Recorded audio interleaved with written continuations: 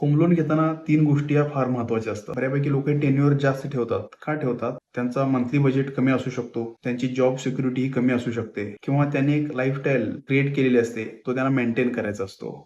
So यामुळं ते long term loan निवडतात आणि ईएमआय हा छोटा ठेवतात. तर यामध्ये आपल्याला एक स्मार्ट स्ट्रॅटेजी वापरणं खूप गरजेचं आहे. म्हणजे स्टेप 1 मध्ये तुमचा ईएमआय हा तुम्हाला कम्फर्टेबल वाटला पाहिजे. जेव्हा जेव्हा तुमची सॅलरी वाढते तेव्हा तुम्ही प्रीपेमेंट करणं खूप गरजेचं आहे. स्टेप नंबर 3 मध्ये दरवर्षी तुमचा जो काही ईएमआय असेल, एक ईएमआय एक्स्ट्रा लोन अकाउंटला भरणं खूप गरजेचं आहे. जेव्हा तुम्ही या सर्व गोष्टी करता तेव्हा तुमचं लोन ऑटोमॅटिक लवकर संपेल आणि तुम्ही जो व्याज किंवा इंटरेस्ट आहे जो बँकांना देणार आहे त्याचं पोर्शन देखील कमी होऊ शकतो. सो थोडंसं स्मार्ट विचार करा. लोन घेताना सर्व गोष्टीची माहिती घ्या आणि मगच तुम्ही लोन करा.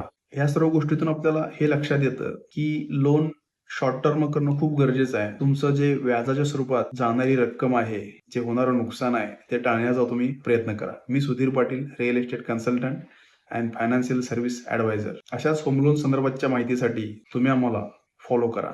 थँक्यू.